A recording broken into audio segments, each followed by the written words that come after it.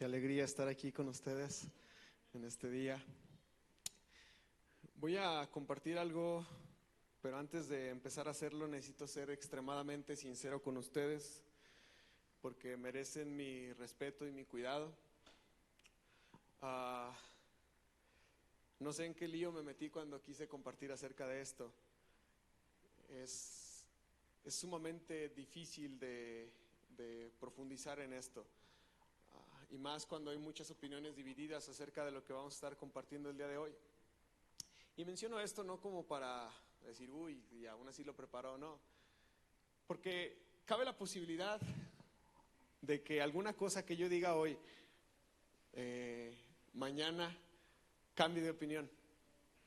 Y si lo hago, se los voy a hacer saber. Ya lo he hecho en otras ocasiones. Yo no creo que quien predica tiene que ser perfecto y no equivocarse y enseñar todo sin errores y sin faltas y sin fallas. Ya hemos corregido nuestras mismas enseñanzas en otras ocasiones y hago esto con mucho cuidado, con mucho temblor, respeto a la palabra de Dios y a todos nosotros, pero es complicado hablar de estos temas, así que voy a pedir de su paciencia, también que estén conectados conmigo, porque si para mí fue difícil asimilar todo esto, pienso que a veces uno como oyente se distrae, pasa una mosca y ya perdimos el hilo de todo, ¿verdad? Pero bueno, vamos a hablar acerca de la batalla de la mente. Hay una batalla en nuestra alma, hay una batalla en nuestra carne, y así como hay una batalla en esas dos áreas, también hay una batalla en nuestra mente. Hay una lucha ahí que sucede día con día en nuestro interior, y es la razón por la cual considero relevante hablar acerca de esto. Damos gracias a Dios por la serie pasada. Tuvimos la oportunidad de entender que la palabra ruach, ¿se acuerdan? Significaba 4 cosas, pero muy en particular una de la cual voy a agarrarme el día de hoy, y es que ruach significaba espíritu. No solamente el espíritu de Dios, sino también el espíritu del hombre. Y a consecuencia de eso aprendimos, a la luz de la Escritura, que todo ser humano tenemos nuestro propio espíritu, nuestro propio ruach. Aprendimos que dentro de nosotros hay un espíritu propio, y encima de eso el espíritu de Dios viene a morar dentro de nosotros, si se lo permitimos, si lo dejamos, ¿verdad? Eso es una de las cosas que habíamos estado concluyendo en nuestras sesiones pasadas. Y muy particularmente, pues todo ser humano tiene un ruach, tiene un espíritu propio e individual, no es colectivo, puede conectarse en la dimensión espiritual de manera colectiva, pero cada uno tiene su propio espíritu, un espíritu individual que ha sido dado por Dios, que viene de Dios, pero que pues en un sentido ya es nuestro, nos pertenece a nosotros, ¿ok? Este espíritu es nuestro, es personal y es distinto, es muy distinto al espíritu de Dios. De tal forma que cada uno de los que estamos aquí, estamos vivos, tenemos un espíritu propio. Aprendimos también que este espíritu propio o este espíritu humano, la mejor forma de encontrarlo o entenderlo o explicarlo, dijimos que la mejor forma de hacerlo era que el espíritu humano era nuestra mente, que el espíritu humano estaba en nuestra mente, estaba dentro de nosotros y particularmente en nuestra mente, en la mente humana. Y esto nos ayuda a poder diferenciarlo del espíritu de Dios un poquito. Ahora, mencionábamos esto porque en el Antiguo Testamento jamás vamos a encontrar la palabra cerebro, o mucho menos tentáculos ni nada de lo que esté arriba en la cabeza. Solamente encontramos la palabra mente. Está ahí, y a eso hace referencia cuando en el Antiguo Testamento encontramos estas expresiones como mente, como espíritu de hombre. Todo eso tiene que ver con lo que está aquí arriba. Ahora, entendemos que el espíritu humano es único y es personal, y podemos interpretarlo mejor como la mente humana. Por eso es que el mensaje se llama la batalla de la mente, y de hecho solamente el día de hoy pretendo introducir un poco acerca de este tema porque es bastante amplio y vasto. También aprendimos que el Espíritu de Dios, ahora sí con una E mayúscula, el Espíritu de Dios puede empoderar a las personas. Veíamos cómo el Espíritu de Dios empoderó a Bezalel, empoderó a José, empoderó a David, empoderó a Saúl, empoderó a Samuel, empoderó a los profetas. Cómo el Espíritu de Dios venía y reposaba sobre las personas para cumplir con ciertas tareas específicas. El Espíritu de Dios puede empoderarnos a nosotros también. El Espíritu de Dios puede venir y llenarnos y reposar sobre nosotros también. Ahora, cuando el Espíritu de Dios viene, Él puede capacitarnos, Él puede empoderarnos para hacer tareas muy particulares y tareas muy específicas. Y esto, aunque sucede a un nivel espiritual y a una dimensión espiritual, también puede expresarse en las dimensiones materiales y físicas. Abro un paréntesis enorme aquí, porque si no nos ha caído el 20, todo lo que hacemos es espiritual. Beber agua es espiritual. Sentarnos en una silla es espiritual. La maternidad es espiritual. Trabajar con nuestras manos es espiritual. Servir a nuestra familia y a nuestra gente, eso es espiritual también. Porque aunque el mundo popular, secular, que no debería usar esa palabra, pero el mundo secular ha intentado educar nuestra mente, a hacernos creer que las dimensiones espirituales están más allá de nuestro alcance, están más allá de nuestras realidades y que difícilmente nosotros podemos entender, movernos o navegar, por decirlo de alguna manera, en el ámbito espiritual.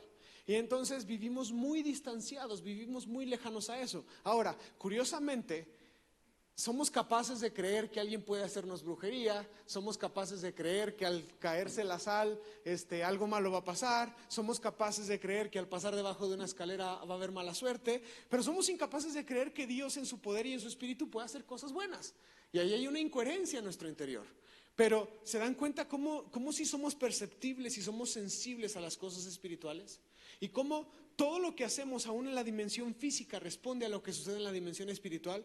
El Espíritu de Dios venía y empoderaba, poseía a hombres como José, y José era capaz de interpretar sueños. Bezalel era capaz con sus manos de ser un artesano capaz de crear cosas hermosas para el tabernáculo de Dios. El Espíritu de Dios puede empoderarnos y hacernos capaces de hacer cosas para la honra y la gloria de Dios. Desde nuestra profesión, desde nuestro oficio, desde nuestra labor, desde nuestras tareas, desde nuestro trabajo, porque todo es espiritual. ¿Están conmigo hasta aquí? Todo es espiritual. Todo es. Aún lo malo, aún las peleas que tienes con tu cónyuge, aún la rebeldía de tus hijos, hay mucho de ahí en lo espiritual. Y tenemos que aprender a sensibilizarnos de eso. Y no estoy diciendo que seamos, no lo digo como mofa, ni como burla, ni menosprecio para nada, al extremo pentecostales y todo sobre espiritualizarlo. No, tampoco, pero entendamos que todo es espiritual. Hasta dar el buenos días es espiritual. A veces uno siente en el espíritu, en nuestra mente, la intención con la que una persona se acerca, la intención con la que una persona nos habla, la intención con la que alguien nos pide algo, ¿verdad que sí? Porque podemos discernirlo en el espíritu. Todo es espiritual. Ahora, voy a hacer una conexión, porque en el Antiguo Testamento, cuando intentamos hablar acerca de la mente del hombre o del espíritu del hombre, no nada más se usa la palabra ruaj, y ahorita más adelante voy a usar algunos versículos para eso. También se utiliza la palabra nefesh, que curiosamente la traducimos más como alma. Y esto nos mete en una bronca más grande todavía, porque o somos tripartitas o somos duopartitas. Los que somos tripartitas decimos tenemos un cuerpo, tenemos un espíritu, tenemos un alma. Pero los que dicen que somos duopartitas dicen tenemos un cuerpo y tenemos un espíritu y un alma, que es lo mismo, lo conjuntan. Y eso nos mete en un conflicto también grande, y aún los teólogos hasta el día de hoy tienen opiniones divididas, tenemos opiniones divididas. Pero otra de las palabras con las cuales empezamos a encontrar el espíritu del hombre o la mente del hombre en el Antiguo Testamento es con la palabra hebrea nefesh. ¿Ok? Y en este sentido aplica para la totalidad del ser. No como nosotros lo separamos ahora, que decimos hay un cuerpo, hay una alma, hay un espíritu, sino que en el Antiguo Testamento normalmente la palabra nefesh, aun cuando se intenta expresar solamente a la mente del hombre o el espíritu del hombre, se refiere a la totalidad del ser. Y todo esto nos complica más. Pero nefesh, al traducirlo al griego o al español, pues sería alma. Pero nosotros ya estamos haciendo una distinción entre espíritu y alma. Es darnos un clavado muy complicado aquí. Ahora, yo tengo una pregunta que es la que introduce todo esto. ¿Por qué es tan importante la mente humana? ¿Por qué es tan importante el espíritu humano? ¿Qué es lo que hay ahí? ¿Qué es lo que vuelve nuestra mente sumamente importante? Y déjame decirte, importante para Dios, importante para ti, pero también importante para el enemigo. ¿Me está entendiendo? Hay algo tan poderoso, tan precioso y tan valioso en la mente que no solamente el Señor pelea en un sentido por ella, nosotros peleamos en un sentido por ella, sino que sí hay un adversario que busca ganar esa batalla en nuestra mente. Y vamos a intentar desglosar o desarrollar esto un poco más. Mira lo que dice Romanos 7 del 21 al 25, aunque no lo vamos a exponer de manera exegética, pero lo quiero usar para introducir. El apóstol Pablo habla de una lucha interior terrible que él tiene y él dice, del 21 al 25 dice, he descubierto, el apóstol Pablo, he descubierto el siguiente principio de vida, una ley, algo que está ahí presente, es un principio, es una realidad, no es una excepción en mí, es un principio que nos rige a todos, que cuando quiero hacer lo que es correcto, no puedo evitar hacer lo que está mal. Amo la ley de Dios con todo mi corazón, en otras palabras, amo obedecer a Dios, y no porque esa ley salve, pero el apóstol Pablo está diciendo, yo amo obedecer la ley de Dios con todo mi corazón, pero hay otro poder dentro de mí que está en guerra con mi ¿qué? Con mi mente. El apóstol Pablo hace un uso excelente de la palabra mente y la palabra alma. Él sabe diferenciarlo muy bien. Perfectamente sabe diferenciar una cosa de la otra el apóstol Pablo. Y el apóstol Pablo está diciendo que hay un poder dentro de nosotros que está en guerra ¿con quién? Con nosotros mismos, con nuestra mente. Está en guerra con nuestra mente y dice, ese poder me esclaviza al pecado que todavía está dentro de mí. Soy un pobre desgraciado. ¿Quién me librará de esta vida dominada por el pecado y la muerte? Mas gracias a Dios, la respuesta está ¿en quién? Está en Jesucristo nuestro Señor. Así que ya ven, en mi mente de verdad quiero obedecer la ley de Dios, pero a causa de mi naturaleza pecaminosa, soy esclavo del pecado. Interesante. ¿Se acuerdan que veíamos que el rey David había entendido completamente, profundamente, la necesidad de ser renovado? Es algo con lo que yo estoy traumado, hermanos. Llevo meses orando con eso. ¿Qué dice el rey David en el Salmo 51:10? Crea en mí un corazón nuevo, un corazón limpio, y renueva un espíritu recto, un espíritu justo, un espíritu fiel dentro de mí. No me apartes de tu presencia y no quites de mí tu santo espíritu. El rey David había entendido también la separación o la diferencia entre la mente y el corazón, entre el espíritu y el alma. Y prácticamente vemos cómo él entiende esto, y él entiende que ambos, los dos, tienen que ser renovados para que el Señor pueda seguir depositando su espíritu en nosotros. Si no hay una mente renovada y si no hay un corazón renovado, no hay espíritu en nosotros. ¿Me escuchó? Espíritu de Dios. Si no hay un espíritu humano renovado y no hay una alma renovada, difícilmente el Espíritu de Dios repose sobre nosotros. Jesús mismo lo dijo al usar la parábola, la analogía de los odres nuevos y los odres viejos, ¿se acuerdan? Dijo, jamás va a ser derramado un vino nuevo en un odre viejo.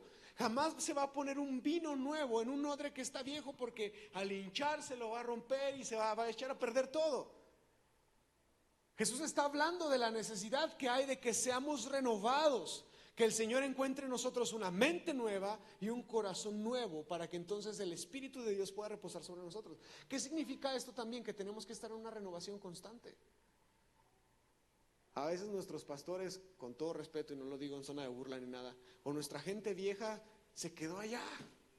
Y el Señor está hablando cosas nuevas, está dirigiendo cosas nuevas y ellos se quedaron allá y no luchan con esa renovación interior. Entonces nosotros tenemos como cristianos, tenemos que estar dispuestos a una renovación constante, un cambio, una transformación constante.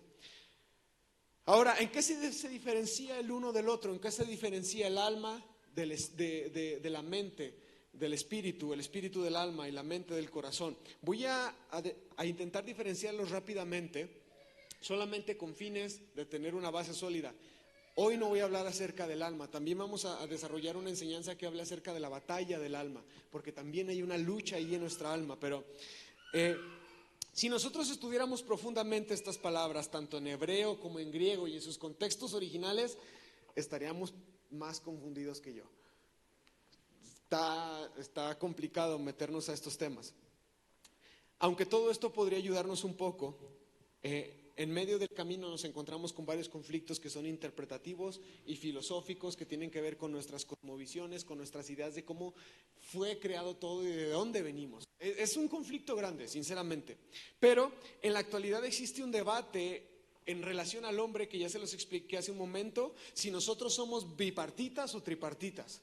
Si en nosotros está el cuerpo por un lado y el espíritu y el alma juntos como uno solo del otro lado, o si está el cuerpo, está el espíritu y está el alma. Eso nos confundiría bastante si quisiéramos explicar y desarrollar cada uno de ellos. A veces para fines de diálogo los confundimos o los mezclamos indistintamente, ¿no? Es que no siento paz en mi alma, es que no lo siento bien en mi espíritu, y como que los mezclamos a nosotros mismos. Pero ambas posturas, si las entendemos como deben de ser, son válidas. Y algo que tienen muy interesante es que tienen una separación entre lo tangible y lo intangible. El cuerpo es tangible, el espíritu y el alma no son tangibles. Entre lo que se puede ver, lo que se puede tocar, lo que se puede medir, lo que se puede percibir y lo que no podemos ver, lo que no podemos medir. Existe esta lucha aún en nuestras formas de interpretar esto, pero a pesar de la discusión, a pesar de todo esto, nos debe de quedar claro que sí existe una separación entre lo tangible y lo no tangible. Ahora, para fines de la enseñanza y para fines de lo que yo pienso que es correcto, y apegándome al apóstol Pablo, yo creo que somos tripartitas. No podemos negar que el apóstol Pablo está en el primer siglo, siendo un judío, estudiado con judíos, pero también estudiado con romanos, influenciado por una cultura greco-romana del primer siglo. No podemos hacer eso a un lado. Yo sé que esto puede sonar un poco complicado para todos ustedes, pero hermanos, la Biblia se escribió en una extensión de 4000 años. No podemos esperar que los mismos textos que se escribieron al principio tienen la misma influencia cultural, política y social al final. Y estamos con Pablo en el primer siglo, que obviamente ya tiene una influencia cultural griega en su cabeza, y los griegos eran totalmente tripartitas. Ellos creían en esta separación de los tres elementos. Pero el apóstol Pablo, por eso les digo que hace un uso magistral de estas dos palabras por separado, mente y alma, hace un uso magistral y nos lleva a entender con mayor claridad que somos tripartitas.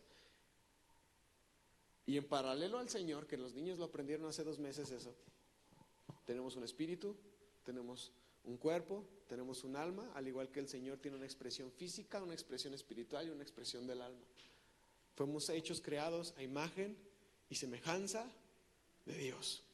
Y esto es algo muy importante para nosotros. Ahora vamos a escribir el alma así brevemente, solamente para agarrarla y sacarla de nuestra concepción de espíritu, ¿ok? Luego, como ya les dije, vamos a estar hablando acerca del alma. El alma como tal es el principio vivificante e inteligente que anima nuestro cuerpo humano, completamente. El alma emplea nuestros sentidos corporales presentes en el cuerpo como agentes de exploración y para una ejecución de las cosas físicas. Asimismo, el alma emplea nuestros órganos para su propia expresión y comunicación con el mundo exterior. ¿Qué estoy diciendo? Que el alma, en un sentido, se vale de nuestro cuerpo físico para expresarse, para darse a conocer. Yo quiero tocar, voy y toco. Yo tengo antojo de algo, voy y lo como. Todo eso está en el alma. En otras palabras, una buena forma de entender el alma es que en el alma nosotros encontramos nuestros sentimientos, encontramos nuestros deseos, encontramos nuestros apetitos, encontramos nuestra voluntad y nuestra fuerza. Todo eso está en el alma. ¿Sí? Si usted quiere a alguien, eso no lo hace con el espíritu, eso usted lo hace con el alma. Si usted odia a alguien, eso usted no lo hace con el espíritu, eso usted lo hace con el alma. Si usted tiene un chorro de ganas de ir a comer pizza saliendo, eso usted lo va a desear en el alma y lo va a ejecutar con su cuerpo. ¿Me explico? ¿Me está entendiendo? Todo eso está en el alma. Bueno, agarramos el alma y la hacemos a un lado, ¿ok? Para tener un concepto más claro acerca del espíritu. Siempre les he dicho que para mí una buena definición del alma es todo lo que tú eres que no se puede ver. Así de sencillo. Tu carácter, tu humor, lo enojón que eres, lo contestón, la mecha corta, lo paciente, todo eso que tú eres, que no se puede ver, pero que está ahí, que te describe perfectamente, eso es el alma. Ahora, una característica más acerca del alma, como ya la mencionamos, el alma puede ser renovada, igual que la mente, ¿ok? Ahora, vamos a hablar específicamente ahora acerca del espíritu. Como ya dijimos, todo ser humano posee un espíritu que ha sido dado por Dios de manera individual. ¿Están conmigo hasta aquí? ¿Qué dice Números 16:22? A partir de aquí ya les voy a empezar a pedir un chorro de textos, así que si quieren déjenlos puestos. Pero Moisés y Aarón cayeron rostro en tierra y rogaron: oh Dios, tú eres el Dios que da ¿qué? Aliento. Adivinen qué palabra hay en griego ahí. Ruaj. A todas las criaturas. ¿Tienes que enojarte con todo el pueblo cuando solo un hombre peca? ¿Qué es lo que está sugiriendo este texto? Así de manera muy sencilla, es que todo ser viviente tiene un ruaj, un espíritu propio. Números 27:16. No sé si ese se los anoté, si no, no pasa nada. Ahora, el espíritu humano fue formado por Dios para formar una parte interna de la naturaleza. Dice: oh Señor, tú eres el Dios que da ¿qué? Aliento a toda criatura. Por favor, nombra un nuevo hombre como líder de la comunidad. Digo, habría que leerlos en el contexto para entender perfectamente el versículo, pero los estoy usando solamente de manera ilustrativa para entender que a ellos les quedaba claro que Dios es el que da el espíritu al hombre, ¿ok? ¿Hasta aquí estamos? Ahora, el espíritu humano, al igual que el alma, es capaz de renovarse y desarrollarse, como lo hemos visto ya en el Salmo 51:10. Ahora, nuestro espíritu es el centro y es la fuente de vida de todos nosotros. Sin el espíritu, se acabó. No hay vida, no hay aliento, no hay forma de estar aquí. Sin el espíritu todo esto termina. Mientras que el alma es propietaria de la vida, el espíritu es la fuente de la vida. Y todo esto se expresa por medio del cuerpo. Lo intangible se expresa en lo tangible. Por eso les digo, todo es espiritual. El que yo pueda comer, el que yo pueda beber, el que yo pueda caminar, el que yo pueda estar aquí, el que yo tenga salud, el que yo esté enfermo, todo eso también es espiritual.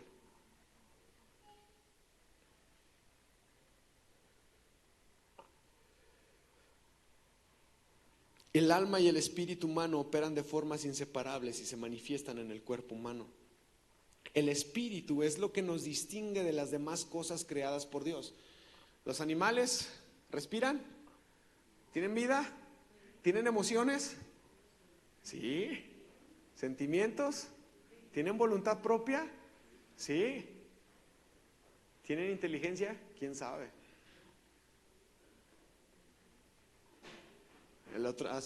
Mi primer perro, el Sheldon, se aventó del cuarto piso de la casa. O sea, no creo que tengan mucha inteligencia, ¿verdad?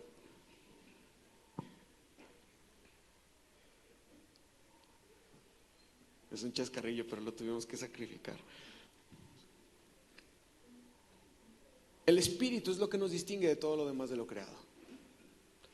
¿Alguna vez usted ha visto a los animales ahí haciendo un culto para adorar al Señor? Puede ser que sean sensibles a las cosas espirituales, pero ellos no tienen un espíritu como nosotros. Ellos no tienen un espíritu como nosotros. Les contaría cosas, pero no acabamos y les va a dar miedo. Pero voy a hablarles algunas características que sí tiene el espíritu, ¿ok? Que sí podemos encontrarlas en la Escritura y que nos hablan del espíritu, y esto nos va a enseñar por qué es relevante hablar acerca del espíritu. La primera cosa que voy a mencionar acerca del espíritu es que el espíritu humano contiene vida y contiene inteligencia. Mira lo que dice Proverbios 20:27. La luz del Señor, ¿qué hace? Penetra el espíritu humano y pone al descubierto cada intención oculta. ¿Qué está diciendo ahí el escritor de Proverbios? Que el espíritu humano, o en el espíritu humano nosotros es que encontramos las intenciones, las inclinaciones. ¿Se dan cuenta? Está nuestro espíritu humano. Pero también ahí está la vida, está la inteligencia, está la capacidad de discernir cosas. Ahí la palabra espíritu no es ruaj. La palabra que encontramos ahí es neshama, que es una variante del nefesh. ¿Se acuerdan que les decía que era espíritu también, mente también? Ahora está Job 32:8. ¿Qué dice Job 32:8? Sin embargo, hay un espíritu dentro de ¿quién? De las personas. Y este espíritu es el aliento del Todopoderoso en ellas que las hace inteligentes. Y ahí la palabra espíritu sí es ruaj. Por eso es bien complicado estudiar esto, porque lo encuentras de muchas maneras o de muchas expresiones. Ahora, el espíritu tiene vida, tiene inteligencia, tiene intenciones, pero, ¿qué dice Romanos 8:16? Pues su espíritu se une a nuestro espíritu. Aquí hay espíritu con E mayúscula y espíritu con E minúscula. Estamos en el Nuevo Testamento, así que aquí no hay la palabra ruaj, es la palabra neuma. Pero dice, el espíritu de Dios se une a nuestro espíritu para confirmar que somos ¿qué? Que somos hijos de Dios. ¿Qué significa esto? Que en el espíritu nosotros también tenemos identidad. En el espíritu nosotros tenemos nuestra identidad. En el espíritu nosotros tenemos percepción de la vida. ¿Quién soy? ¿De dónde vengo? ¿A dónde voy? ¿Soy hombre? ¿Soy mujer? ¿Soy binario? ¿Soy no binario? ¿Soy un hijo de Dios? ¿Soy un hijo del diablo? ¿Quién soy? Eso está acá arriba. Empezamos a entender por qué hay una batalla por la mente muy fuerte que se libra. Ahora, Filipenses 1:27. Sobre todo, deben de vivir como ciudadanos del cielo. Compórtense de un modo digno de la buena noticia acerca de Cristo. Entonces, sea que vuelva a verlos o solamente tenga noticias de ustedes, sabré que están firmes y unidos en un ¿qué? En un mismo espíritu y propósito, luchando juntos por la fe. Es decir, la buena noticia. En pocas palabras, lo que el apóstol Pablo está diciendo es que en el espíritu nosotros encontramos nuestro sistema de valores. Lo que está bien, lo que está mal, lo que es correcto, lo que no es correcto, lo que sí se debe hacer, lo que no se debe hacer, aunque esté o no esté torcido eso, porque hay cosas hay cosas malas las que llamamos buenas y hay cosas buenas las cuales llamamos malas, pero todo eso está acá adentro, en el espíritu. En el espíritu, eso está en nuestro entendimiento. Primera de Corintios 2, del 11 al 12. Nadie puede conocer los pensamientos de una persona excepto el ¿qué? El propio espíritu de esa persona. Y nadie puede conocer los pensamientos de Dios excepto el propio espíritu de Dios. Profundo. Y nosotros hemos recibido el espíritu de Dios con E mayúscula, no el espíritu del mundo con E minúscula, de manera que podemos conocer las cosas maravillosas que Dios nos ha regalado. Junto con ese texto, Juan 4:24, por favor. ¿Dios es qué? Dios es espíritu. Y todos los que lo adoran deben de hacerlo.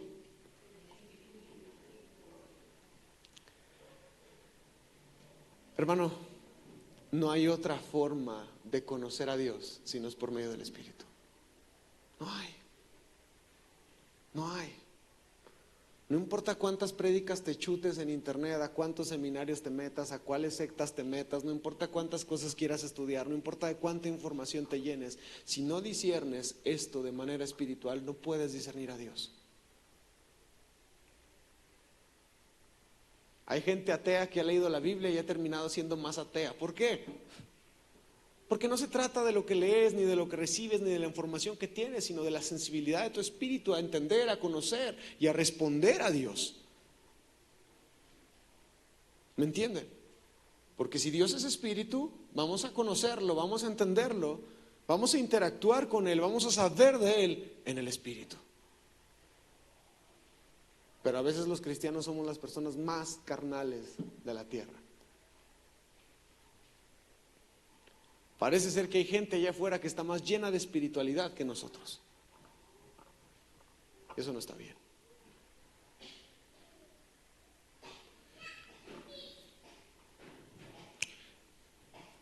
Ya mencionamos algunas características del espíritu.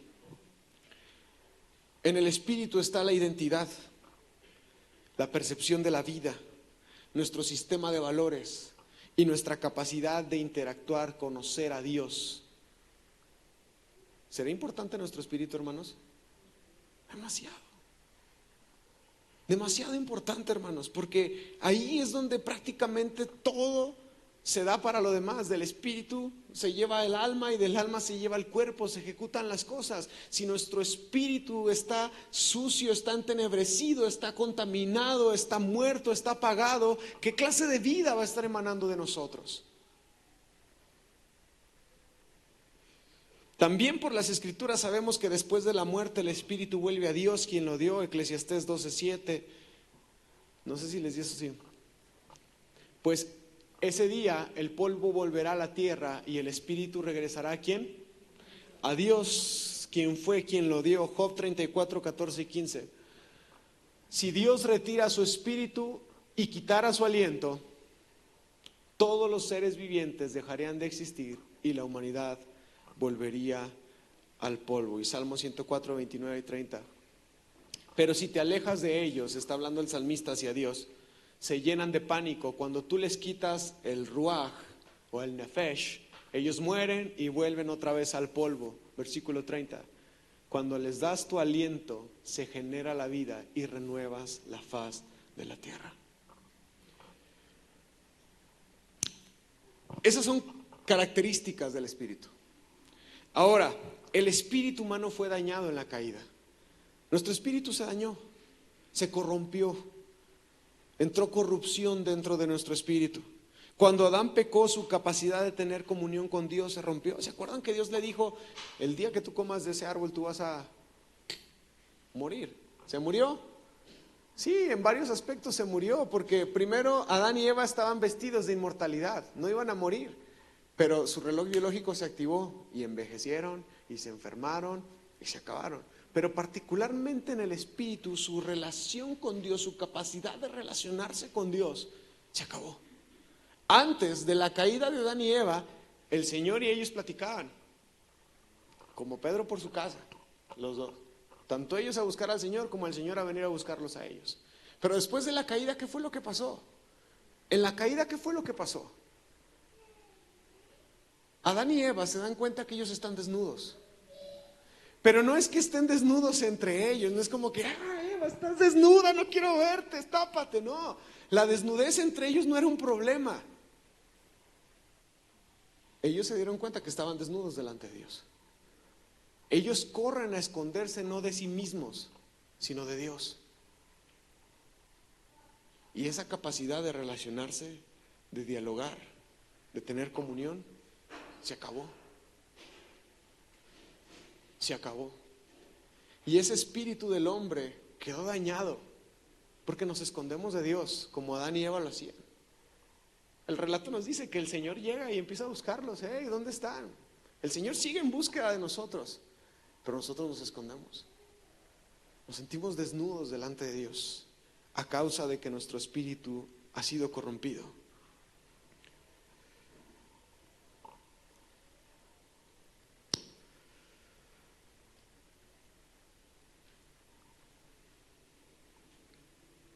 Curiosamente, así como el espíritu humano fue soplado divinamente en el primer hombre, así también el Espíritu Santo fue infundido en los primeros discípulos. ¿Se acuerdan?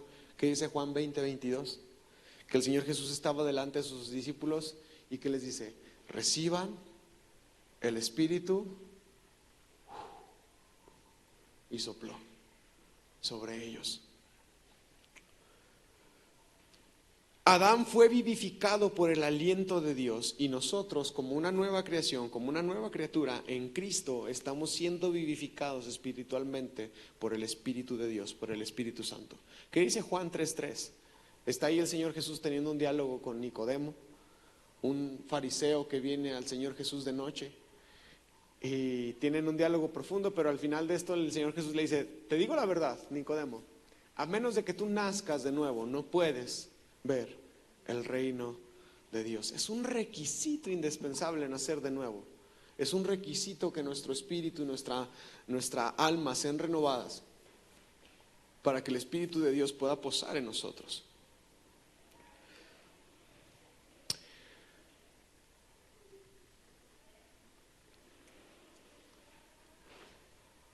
Al aceptar a Cristo Jesús en nuestro corazón, el Espíritu Santo de Dios se une a nuestro espíritu de maneras que no podemos comprender.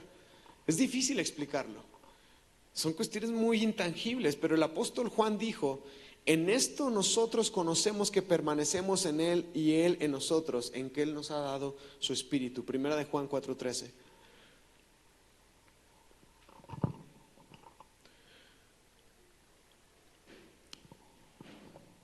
Y Dios nos ha dado su Espíritu como una prueba de que nosotros vivimos en Él y Él vive en nosotros. ¿Tenemos el Espíritu de Dios, hermanos? Una pregunta seria. Tenemos el Espíritu de Dios dentro de nosotros. El Espíritu de Dios mora en nosotros.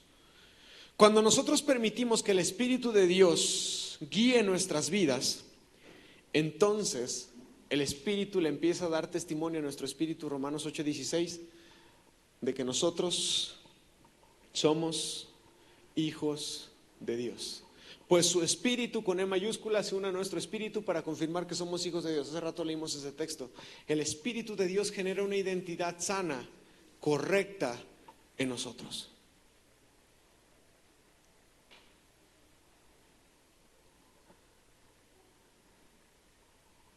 Identidad sana. Si tenemos crisis de identidad, si a veces no sabemos si somos un camaleón o si somos un camello, si somos un ser humano, si a veces tenemos esa crisis de identidad, el Espíritu puede afirmar eso en nosotros. Pero necesitamos que el Espíritu de Dios esté en nuestro espíritu y que Él esté haciendo ese trabajo de transformación y renovando nuestra mente. Es un proceso constante de renovación. Así como estamos en un proceso constante de renovación, así también hay una lucha constante por estar estropeando lo que el Señor renueva. Así que la renovación no es como que hace 20 años yo recibí al Señor en mi corazón. Eso es todos los días, hermanos. Es todos los días. Tiene que haber un testimonio fiel cada semana, cada día, de que Dios está en nosotros. Antes aquí en la iglesia teníamos la costumbre de dar testimonios. Pero a veces yo no entendía cómo había gente que pasaba y contaba el mismo testimonio siempre, de hace años. Y hace años el Señor me salvó y hizo esto. ¿Y hoy? ¿Y ayer? ¿Con qué luchaste? ¿Qué cambios, qué trabajo hizo el Señor en tu vida en esta semana? ¿Qué pruebas venciste? ¿Qué adversidades enfrentaste? ¿Se dan cuenta? Porque la renovación y la lucha es de todos los días, es de todos los días, todos los días. Cuando el Espíritu de Dios está en nosotros y como hijos de Dios, ya no somos guiados por nuestro propio espíritu, sino que el Espíritu de Dios nos lleva a una vida nueva. Por eso dice el apóstol Pablo que nosotros tenemos la mente de Cristo. ¿Lo ha leído? Está chido, ¿no? Yo lo usaba para los exámenes en la escuela. No, ahorita paso con un 10, tengo la mente de Cristo. Pero entender la magnitud de lo que implica la mente y decir tenemos la mente de Cristo significa que tenemos su sistema de valores, que tenemos su identidad, que tenemos su percepción de la vida, que tenemos su conciencia, que tenemos todo eso en nosotros. ¿Se dan cuenta? Nosotros tenemos la mente de Cristo. Y no nomás es para sacar 10 en la escuela. Es profundo eso, es demasiado profundo en nosotros. Ahora, hemos definido un poco con las Escrituras qué es el Espíritu y cuáles son algunas de las características que implican para nosotros que el Espíritu sea eso. Pero vuelvo a hacer esta pregunta: ¿por qué es tan relevante e importante para nosotros, para el Señor y para el enemigo, nuestro espíritu, nuestra mente? ¿Por qué? Ya saben la respuesta, hermanos. ¿Por qué es tan importante? Y te lo voy a decir, lo escribí aquí con letras mayúsculas: el que gana la batalla de la mente, gana todo. Si tú ganas la batalla de la mente, tú ganas todo. Tú eres capaz de gobernarte a ti mismo. Por eso Santiago dice: hey, a mí no me vengan con sus religiosidades y sus payasadas. La verdadera religión, miren, es saber cerrar la boca. Léanlo, ahí está con Santiago. La verdadera religión es ser misericordioso con los que necesitan cosas.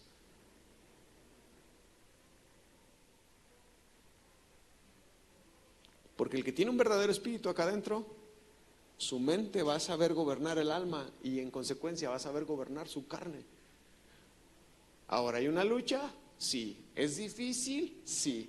¿Cuesta horrores? Sí. Y desde anticipo te voy a dar un spoiler.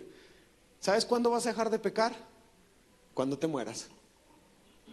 Hasta ese día vas a dejar de pecar.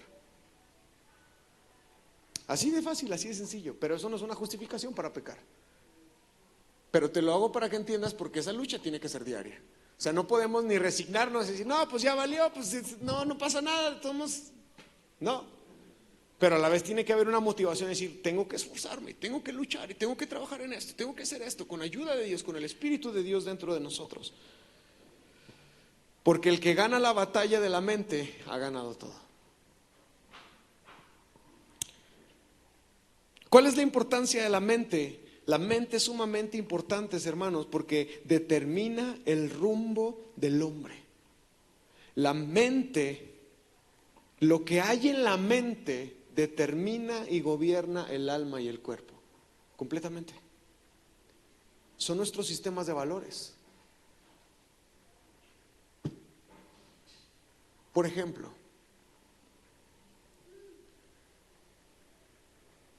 si yo creo en mi mente que evadir impuestos está bien, entonces mi vida, mi ser, va a ser gobernado por un pensamiento que yo generé en mi mente, que dije que era correcto, aunque no es correcto. Pero en mi mente generé eso. En mi sistema de valores, para mí pagar impuestos no está bien.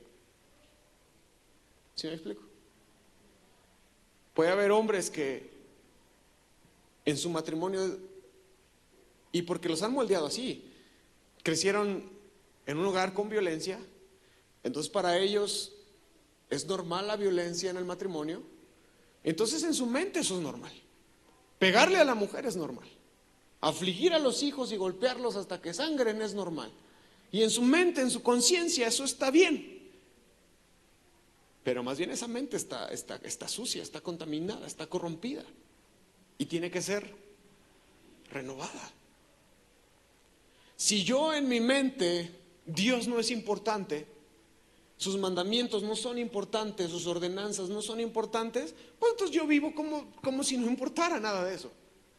Pero si en mi mente eso se renueva y yo empiezo a entender que guardar la ley de Dios es importante, que escudriñar la escritura y atenderla, yo no estoy diciendo que eso nos salva, eso no nos salva, Jesucristo es el que nos salva, pero Él mismo nos invita a tomar la palabra de Dios y a ser obedientes a ella, a tomar la ley de Dios y asimilarla y guardarla en nuestro corazón.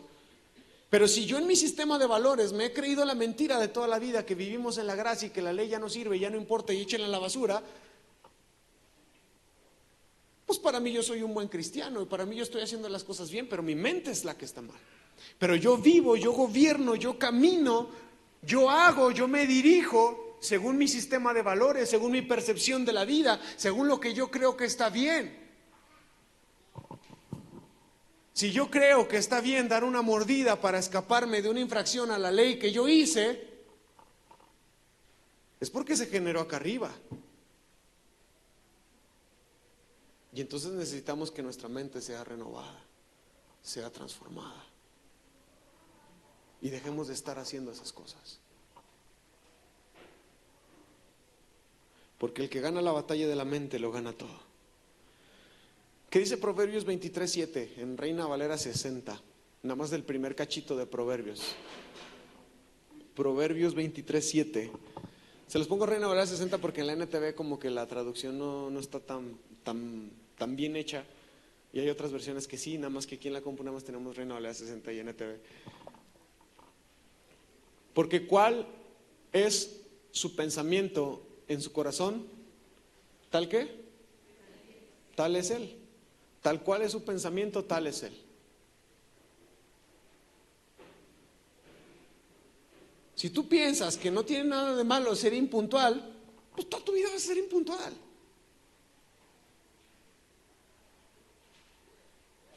Si tú piensas que no tiene nada de malo tratar a tus hijos con groserías y con ofensas, toda tu vida los vas a tratar así. Porque ese es tu sistema de valores, son tus ideas en tu cabeza las que tienes ahí. Y es lo que hay que transformar, es con lo que hay que luchar. Es con lo que estamos luchando. Porque nosotros como seres humanos somos el resultado, somos el producto de lo que pensamos dentro de nosotros mismos. O mejor dicho, de lo que ponemos en nuestra cabeza. Si tú crees que tú no puedes, tú no puedes. Si tú crees que tú no mereces el perdón de Dios, tú no mereces el perdón de Dios.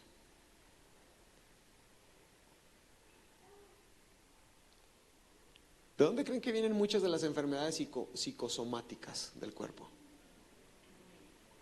Lo creemos acá y nuestro cuerpo lo ejecuta. El abuelo de mi esposa tenía varias enfermedades, no quiero mencionar porque a lo mejor mentiría, pero al menos sí sé que era diabético, por ejemplo, hipertenso y algunas otras. Esas sí estoy seguro, no quiero mencionar más para no mentir. Al abuelo de mi esposa le dio Alzheimer. Y con el Alzheimer se le fueron todas las enfermedades. Adiós diabetes, adiós hipertensión. Porque ¿de dónde creen que viene la información y lo necesario para que nuestro cuerpo se gobierne, se regule? Hace algunos años compartíamos el estudio de un psiquiatra hawaiano que creó el famoso Ho'oponopono. Él creó ese sistema, es un sistema de perdón, de restauración, de reconciliación con mi yo de niño. Ese hombre logró sacar cientos de personas de los hospitales psiquiátricos con una simple terapia de perdón. Porque si arreglas cosas acá, arreglas cosas acá. Y tendría que ser doctor y tendría que ser psiquiatra y psicólogo para poder darles más detalles y más información de todo esto. Algún día Dios nos dará la oportunidad de estudiar más. Pero, ¿me entiende? La importancia de la batalla de la mente, las luchas que suceden acá arriba. A veces estamos enfermos por nuestra manera de vivir, de pensar, de compartir, por ser egoístas, por rencor, por odio, por amargura.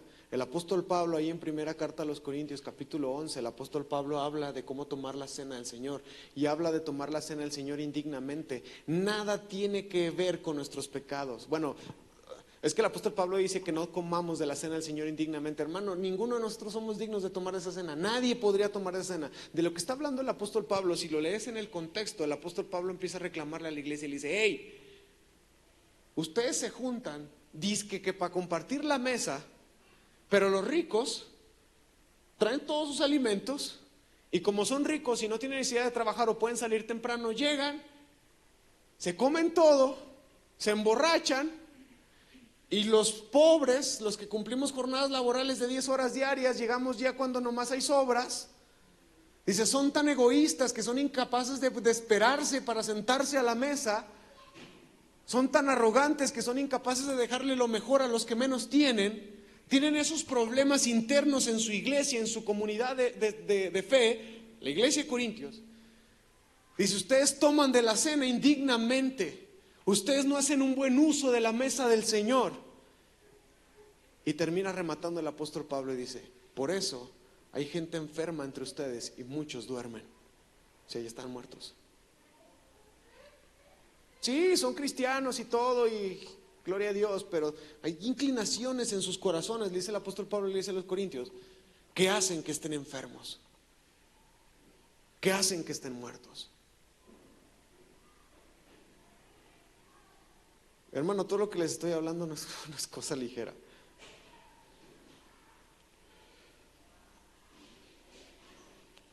La mente es valiosa porque en ella y colocamos nuestra identidad, lo que somos, de dónde venimos, a dónde vamos. Esa es nuestra conciencia, y está nuestra conciencia, está nuestro sistema de valores, lo que consideramos bueno, lo que consideramos correcto, lo que creemos que está mal o lo que no está mal. Está ahí nuestra percepción de la vida, el concepto que tenemos de Dios, el concepto que tenemos de nosotros mismos, el concepto que tenemos de nuestro prójimo, si nuestro prójimo merece dignidad, amor, respeto. Todo eso está ahí en nuestro espíritu, en el espíritu de la mente. Las cosas que tenemos en alta estima y las cosas que tenemos en poco valor, todo eso nace en nuestra mente, en el espíritu del hombre. Lo que pensamos acerca de nosotros mismos determina el hoy y el mañana de cada uno de nosotros. Y probablemente muchos de nosotros estamos luchando con lo que Dios nos ha dicho que somos o seremos, o con lo que el mundo nos ha dicho que somos. Quizás aquí hay personas con problemas de identidad, y no solamente existen problemas de identidad sexual. Hay problemas de identidad entre si soy el hombre que debo de ser, entre si soy el padre que debo de ser, si soy la madre que debo de ser, si soy el proveedor que debo de ser. Existen estas clases de crisis. Si soy amado, si no soy amado, si soy bienvenido, si no soy bienvenido, si soy respetado.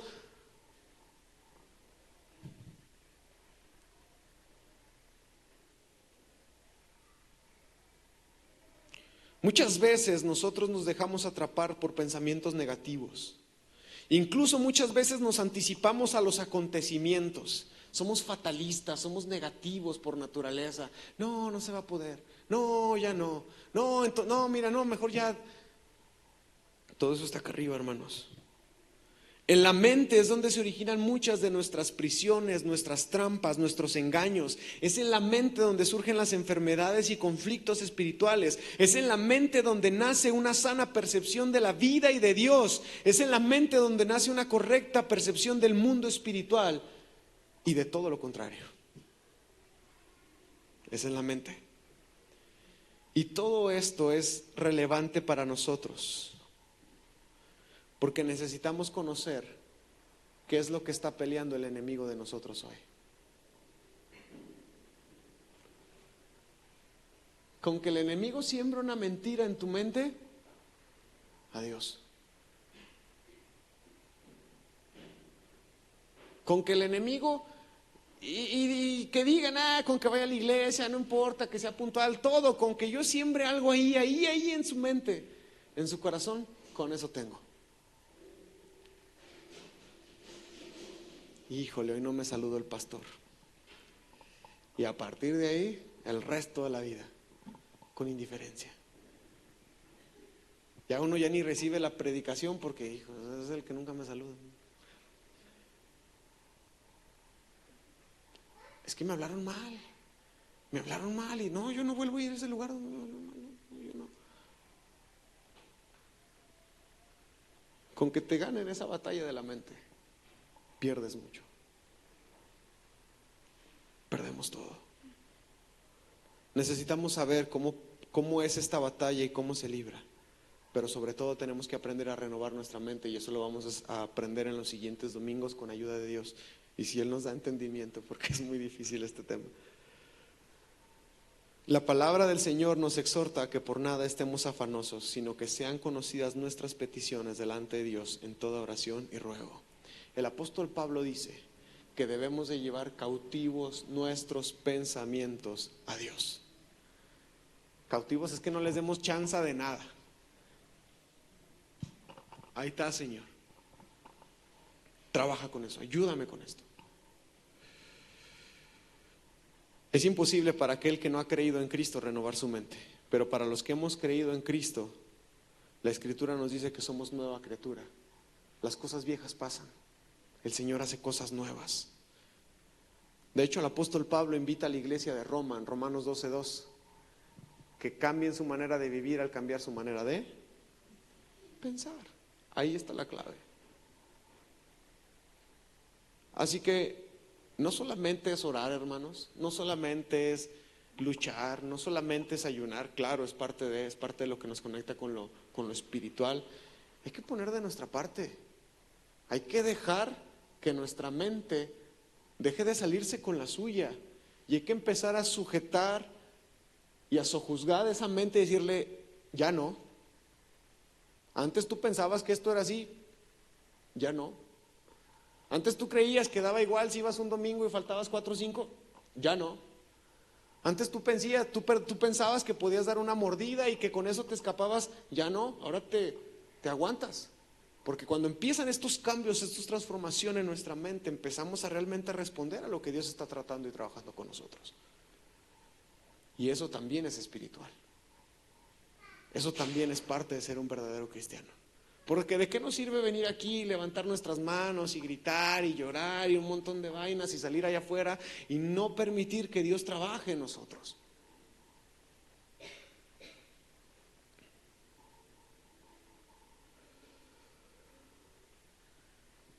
Acabé.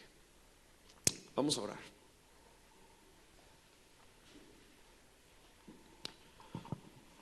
Nos ponemos de pie, por favor.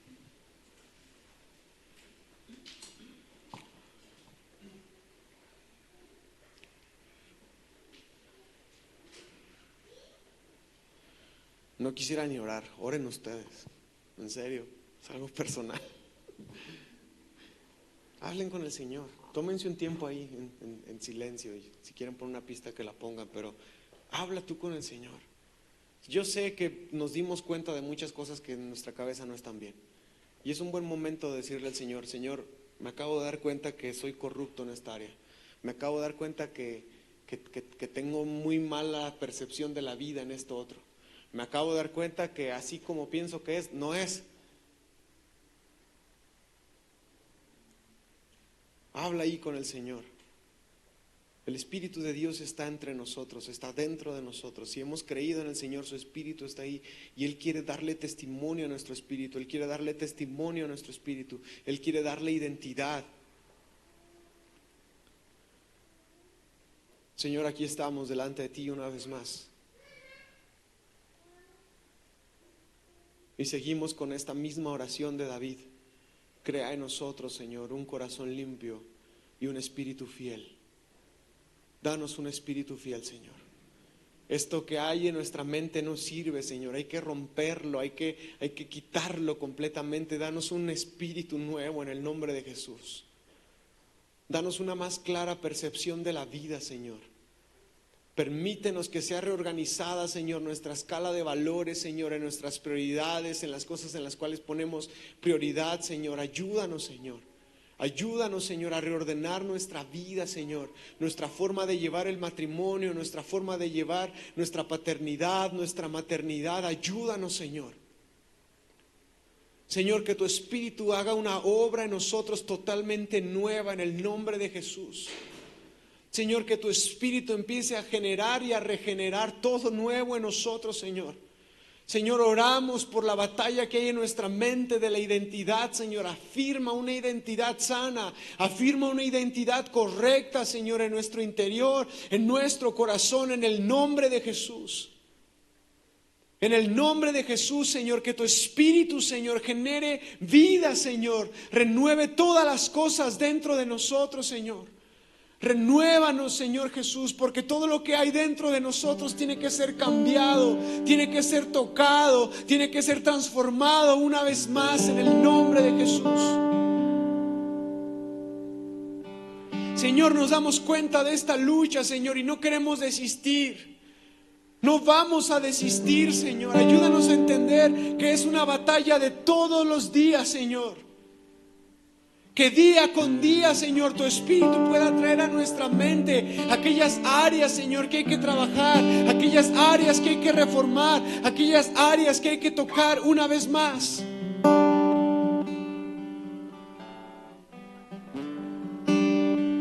Señor, crea en nosotros un corazón limpio, un espíritu nuevo, Señor, un espíritu recto, Señor, un espíritu fiel, Señor. Toma nuestros pensamientos, Señor, quítalos. Señor, llévate la enfermedad, Señor, ayúdanos. Trae sanidad a nuestro cuerpo, a nuestra alma, a nuestro espíritu. Sálvanos, Señor. Sálvanos de nosotros mismos. Sálvanos, Señor, de nuestros sistemas de valores corruptos. Sálvanos, Señor, de nuestras percepciones equivocadas de la vida. Señor, sálvanos.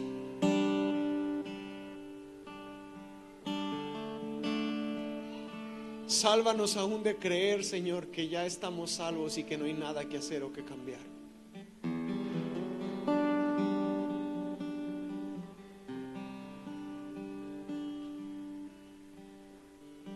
Todo lo que hay dentro de mí necesita ser